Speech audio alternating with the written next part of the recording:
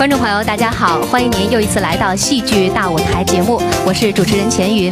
今天呢，来到现场的观众代表队依然是内蒙古红毛药业、红毛药酒的朋友，欢迎你们。同样有欢迎老博云堂、博云定眼药的朋友，欢迎大家。那么在上期的特别节目当中，我们一起回顾了粤剧4大经典的诞生。在今天的节目当中，我们一起来聊一聊粤剧人对经典的传承和发展。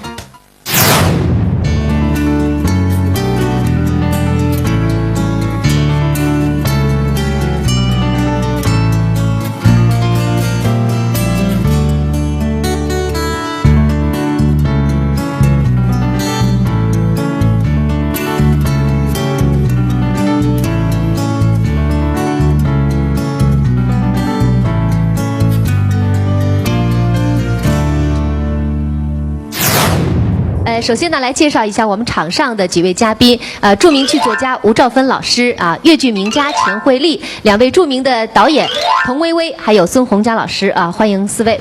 那么，我们先把话题转向这个《红楼梦》啊，因为我们知道上海粤剧院呢有一个红楼团，这个团的团名是不是和这个粤剧经典《红楼梦》有关呢？吴老师，那绝对有关系。因为《红楼梦》的影响太大了，我们这个团到哪里，真是这种受欢迎的程度，真的让人感动的啊！都是大家都来看宝哥哥、林妹妹，哎呀，宝哥哥来了，林妹妹来了。那么后来说我们这个团，那么这样一个演出队，最好起个团名吧。那么大家7人8主张，起了好多名字吧。回到家跟我的老公啊商量了一下，这个倒真的，我说我们要起一个名字哦，什么名字最好，最响亮？对，他说你们这个团原来《红楼梦》这个剧是你们剧团的最招牌吗？最招牌的一个剧本剧嘛，是吧？那你们就叫红楼剧团，叫得响，叫得响。结果他说了这个点子，人家都知道。那么我说，哎，倒对的。所以我回去以后一说，大家一呼百应，都同意了，把所有的名字剧名排一排，说还是红楼剧团这个名字最好，就最后就定下来叫上海粤剧院红楼剧团。那么为了这个团名我取的，我中标了吧？当时有奖励吗？有奖励的，奖了什么？200块，20块，20块，几年了？当时几年了？85年吧。85年，那个20块相当于现在200块差不多吧？有吗？好像差不多，也不多，但是也不多。我记得我拿10块钱呢，买了一点花生、糖果，大家开会的时候大家吃了。我自己拿到10块钱。那你应该回去奖励你的先生呀，是你的老公。那你回去跟你先生说了以后，先生高不高兴？说了，他说我说的对吧？哎，我觉得红楼这个名字最响亮，而且名副其实。你们这个剧团的最经典剧目就是《红楼梦》。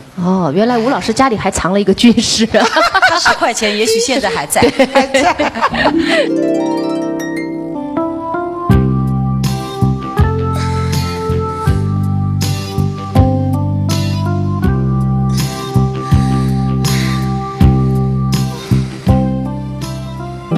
一口气推出了4个版本的《红楼梦》，并且呢进驻了大剧院演出了。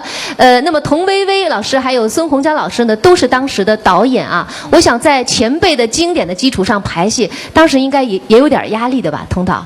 当时呢，我跟洪江2个人确实真的是感觉压力很大，因为在这个大剧院。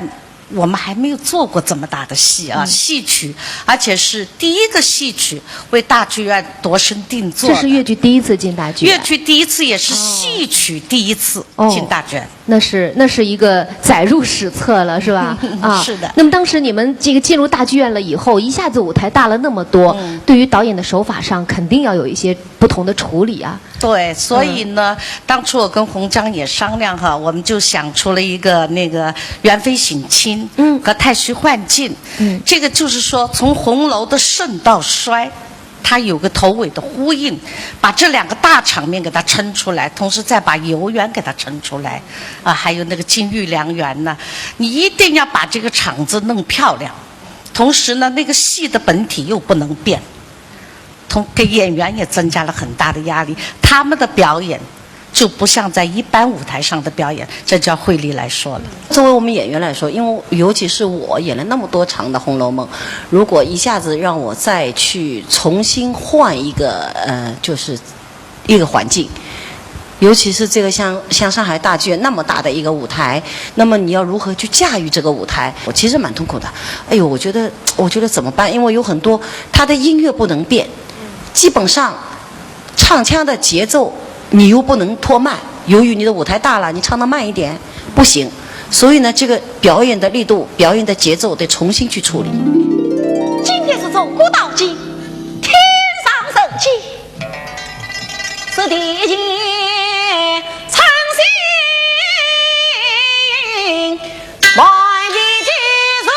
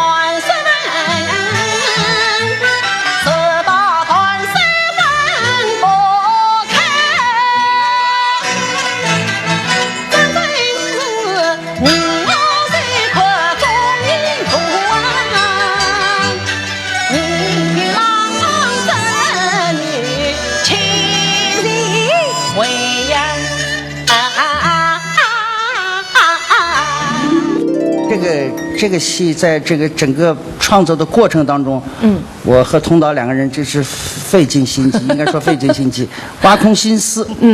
比方说在音乐上，怎么样？因为人多了，你这个音乐光靠一个人唱可能单不足以，就显得有点单了。所以怎么在这个当中穿插那个伴唱？以伴唱衬底，加了很多哼鸣，对，因为我们传统的唱法，比方像库林，我举个例子，库林都是一大段的轻板，你作为老戏迷，有好多是喜欢听，有很多喜欢听轻板的，因为轻板非常见功力，但是呢，你加了一点配器和合唱的哼鸣声呢，我觉得加重了那种悲剧的气氛，然后音乐性也特别强，有很多他初次接触越剧的观众，他特别喜欢。是，所以我觉得新版《红楼梦》它培养了另外一批观众。所以这个4个新的版本，应该说也是功不可没，让老树开出了新花， 对不对？那么因为方亚芬今天是没能来到我们现场，但是呢，据我所知，他是上海越剧院当中扮演红楼角色最多的一个演员，是不是这样？他那个一共演了几个角色啊？他自己说，他说《红楼梦》每一个角色他都能演，傻丫头什么他都能演过。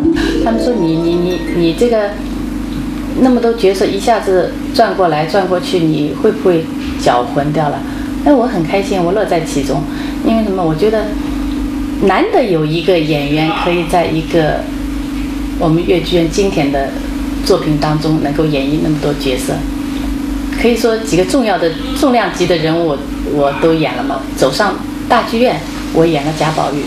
赵志刚演贾宝玉的时候，我演的林黛玉。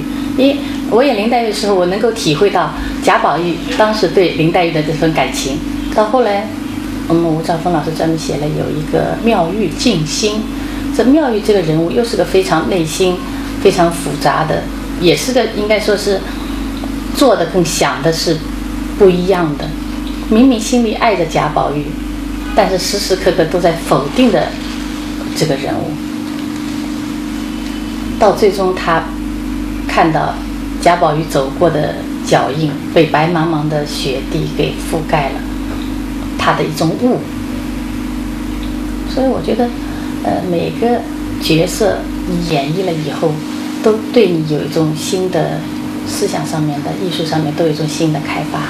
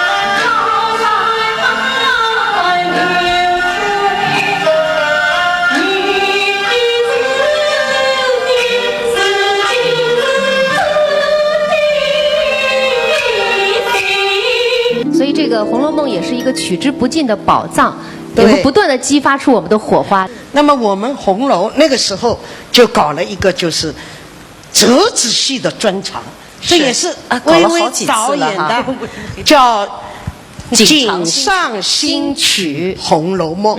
那就是我们根据《红楼梦》当中的有些章节搞成一个一个的折子戏。我们也搞了元妃省亲，对，对，太虚幻境。对，那时候元妃省亲，元妃是单眼平演的。哎，对对对，那个头是两颦，压台是惠丽，惠丽我还记得很清楚。他风独自浓在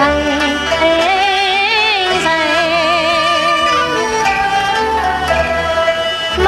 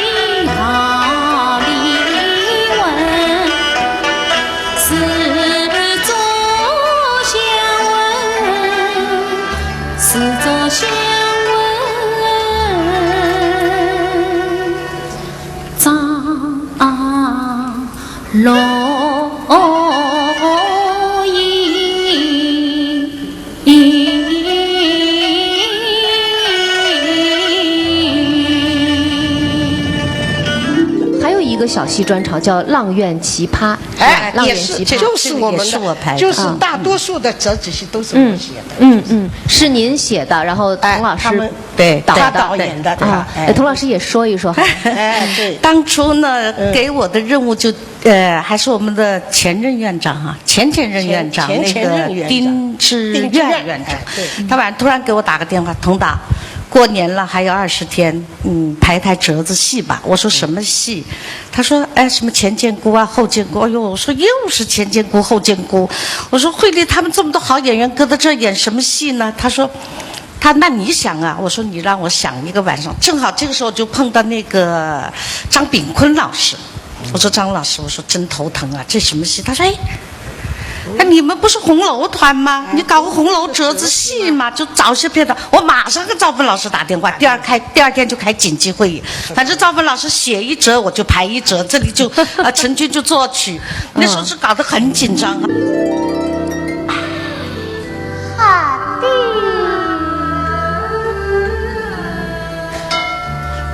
哎呀，我怎么又怕他还下去了呢？哎呀呀呀呀呀呀呀！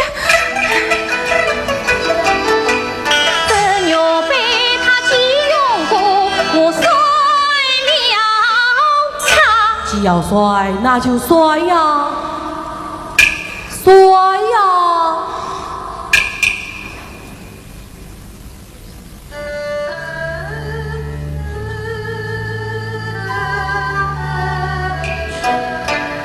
摔了他惊动不住，小爱菩萨。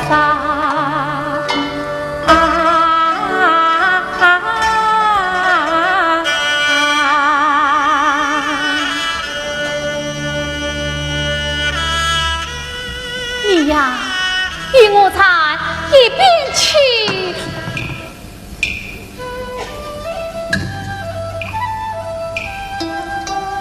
开开鸟杯，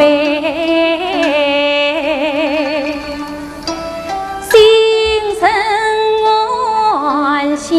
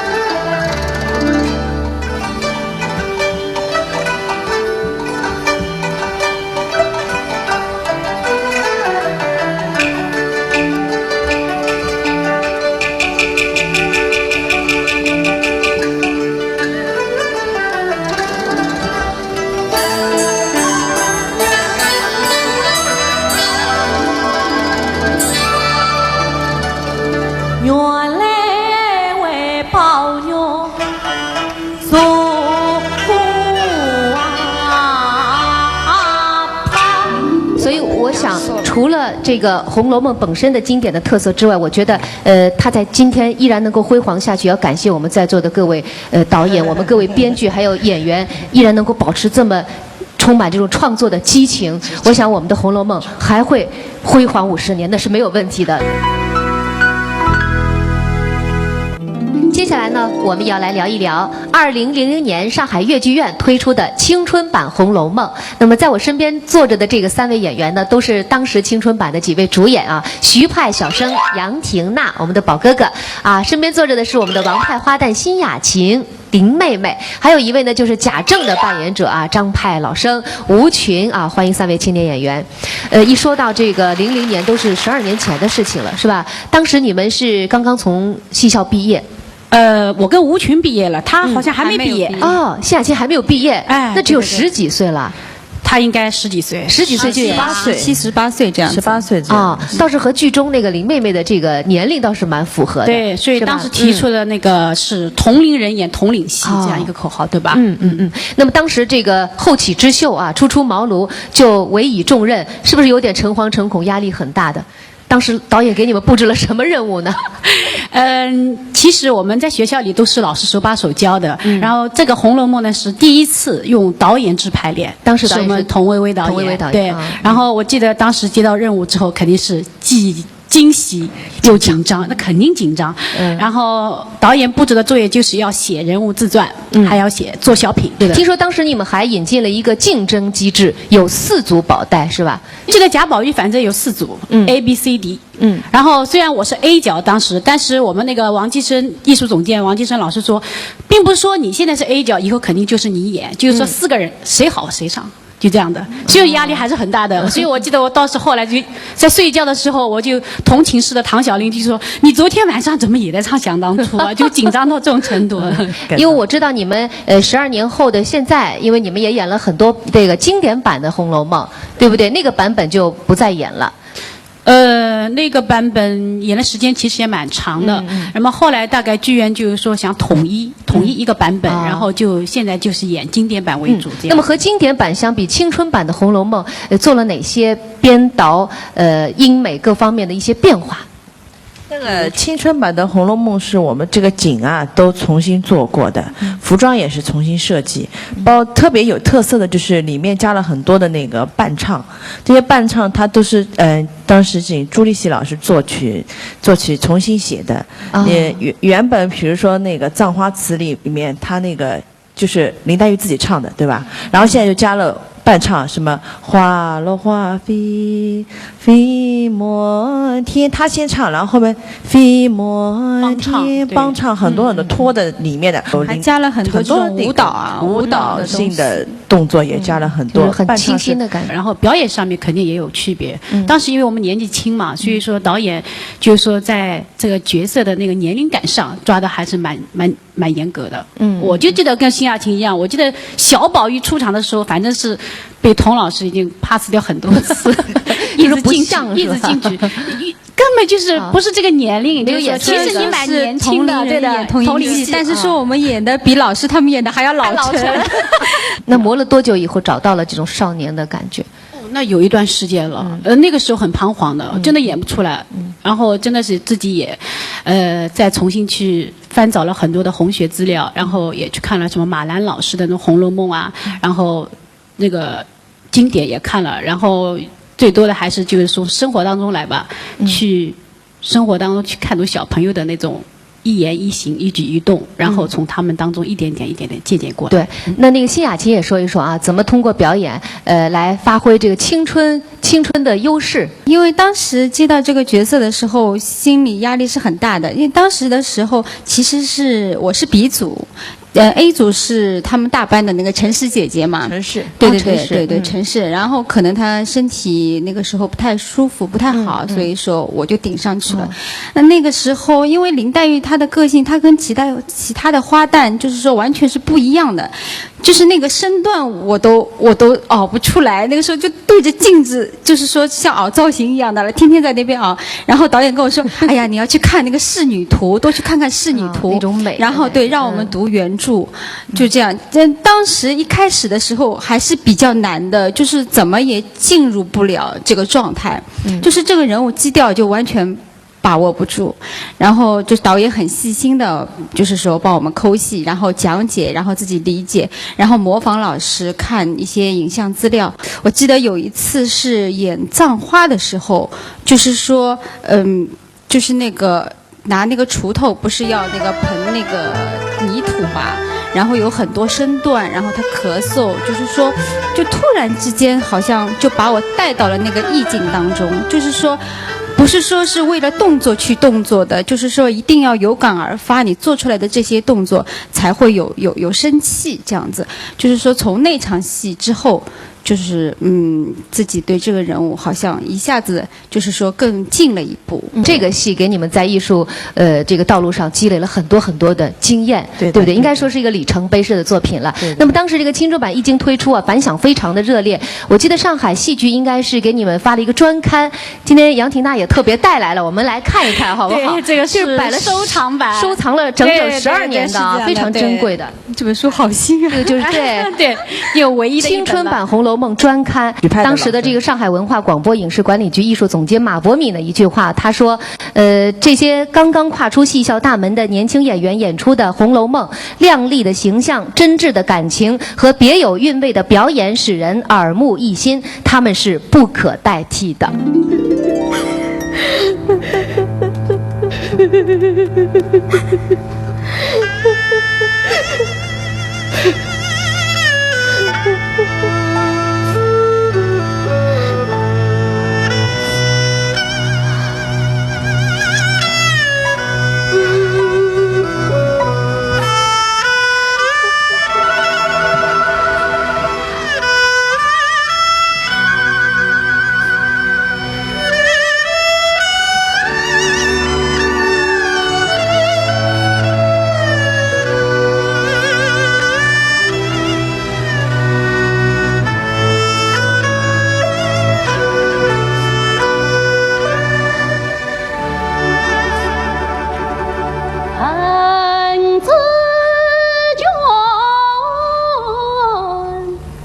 妹妹的四高金红彩呀，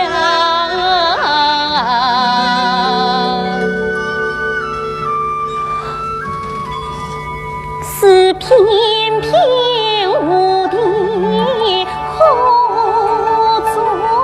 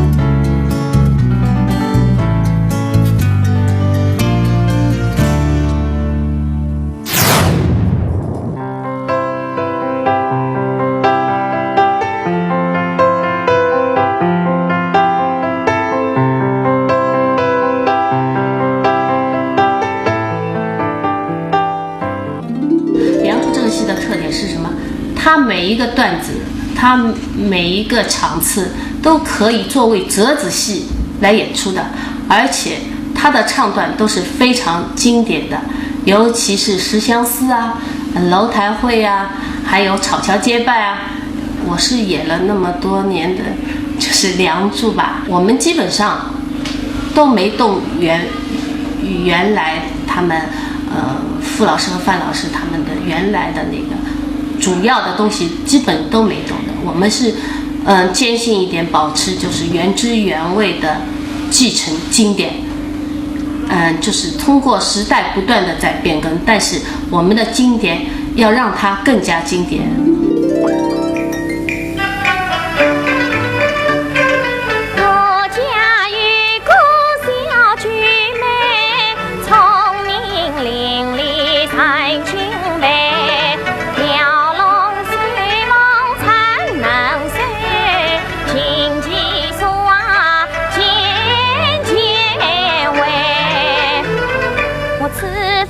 杭城居民是居民一心相同嘞，我以为男儿过须尽所托，女儿托出也应该，只害我弟弟太过真，终于留下小菊妹。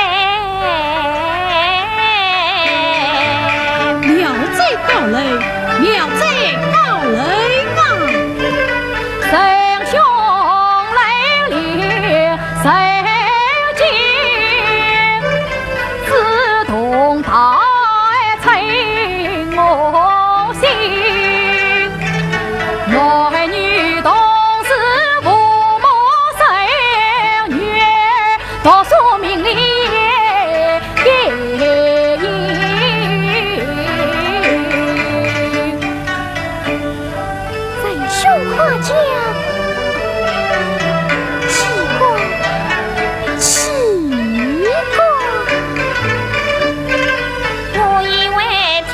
乱子一波扬，难得他也为女子讨不平，想这波两本一月世界上，我有意与他结为兄弟妹。像三百无兄友无弟，也无妹也无弟，有缘千里来相会，得与神兄心欢喜，亦有与你俩为子神兄可愿意，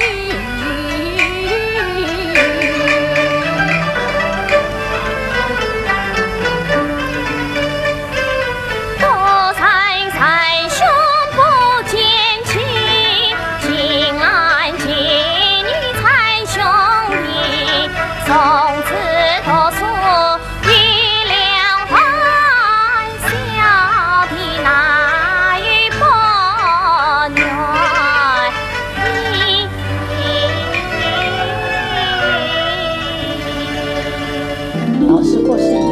纪念他，把那个楼台会，经过也不完全是按照电影版的，实际上也是很多地方也是经过修改过的，把袁老师的唱腔有的缺的部分，我们陈军老师又把它给补上去，可以说是既保留了电影版《梁祝》的经典的唱腔，又让大家看到了一种几乎可以说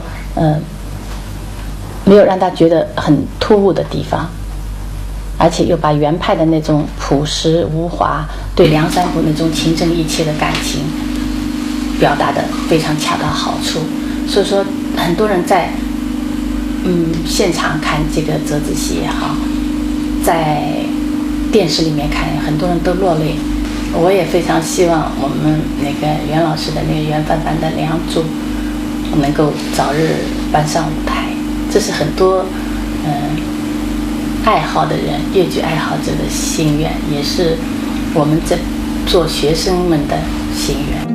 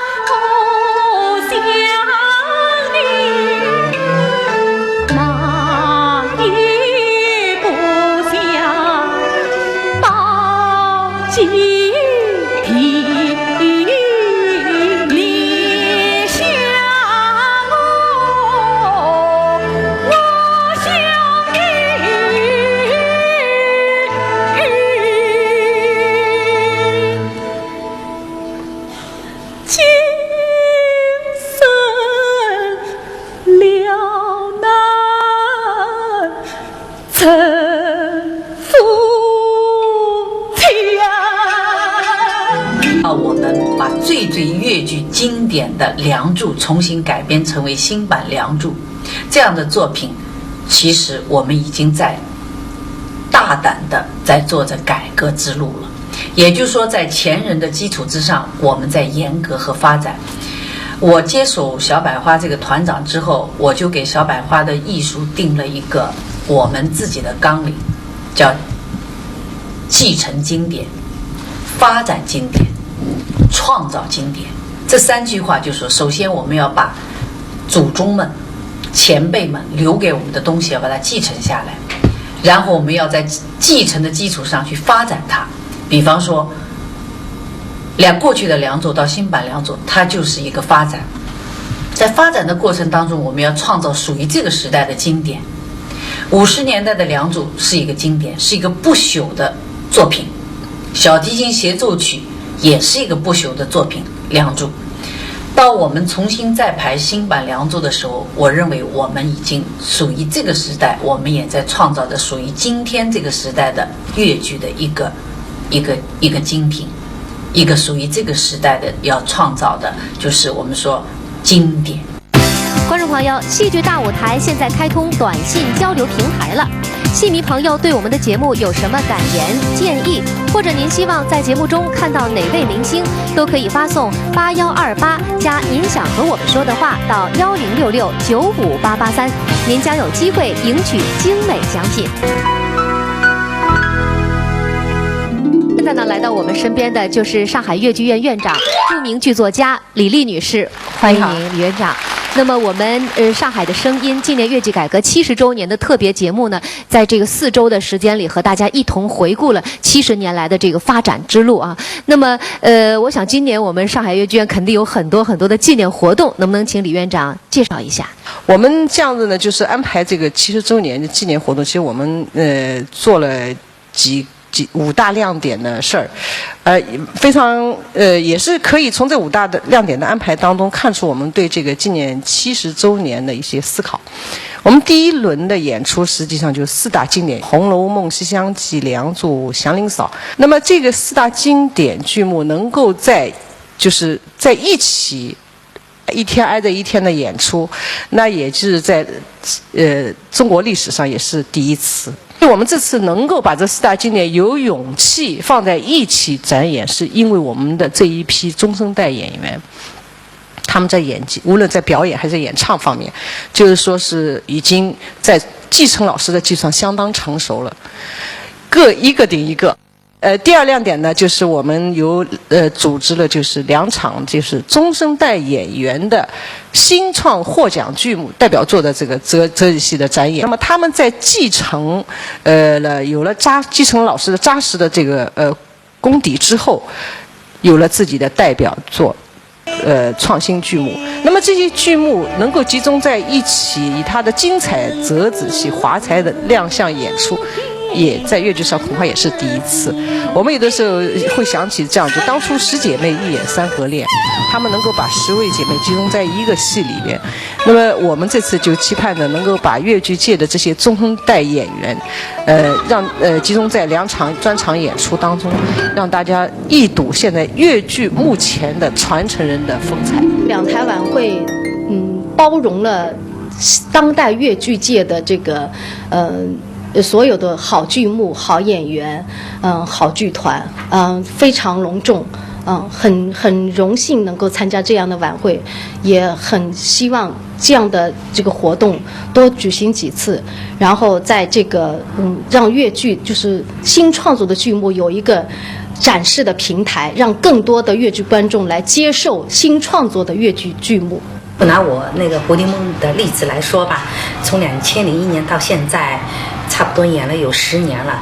也正是因为自己迈出了这一步，当初就说，不管从哪方面，就是说着迷下锅，有这样一种，当时我觉得是确实有一种上天入地的这种感觉，有一种精神吧。那么我现在觉得我依然怀揣着这一种，就是说对越剧的这种执着的这种追求的这种愿望，我希望与我们的同仁们共同努力，共同进步。我觉得当前来说，3地院团、3朵梅花，我们联袂进行一些市场的探索，那么有着一个共同喜爱的题材，而且在整个排练到演出的过程当中，我觉得也是一种市场运作模式的一种探索。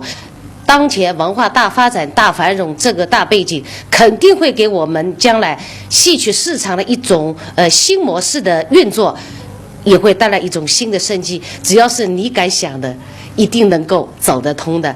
你不敢想，我想肯定我们的路会越来越窄。对我们这一代人来说，就是特别是男女合演，原来上海也有一个男女团的，现在就是剩下就是我们之间的这么一个，所以我们坚守是很要紧的。所以我也希望就是说，观众朋友们啊，在粤剧这一块上面，就是其实粤剧男女合演，它也是一个旗帜，就是共同的来维护支持这朵旗帜。第三个亮点，我觉得是我们在代表了我们这次纪念70周年当中的一次思考，也就是说，我们也第一次集中的纪念老一辈的幕后英雄，编剧徐静，导演吴铮，作曲顾正霞，这些幕后英雄其实为我们的粤剧改革就是做出了非常杰出的贡献。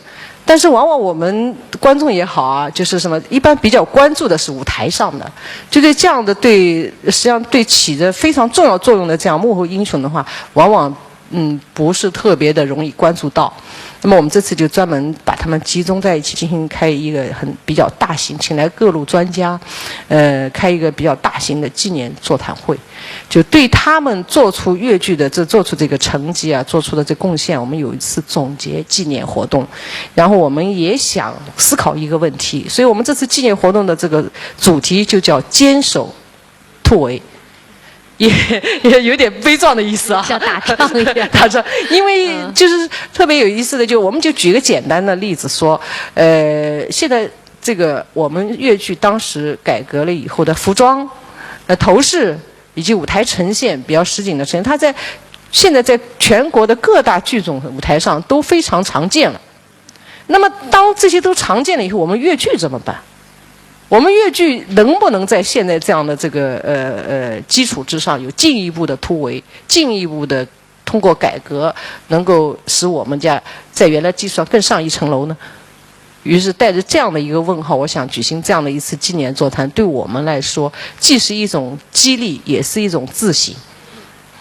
所以呢，我觉得这第三个纪念会也是第一次。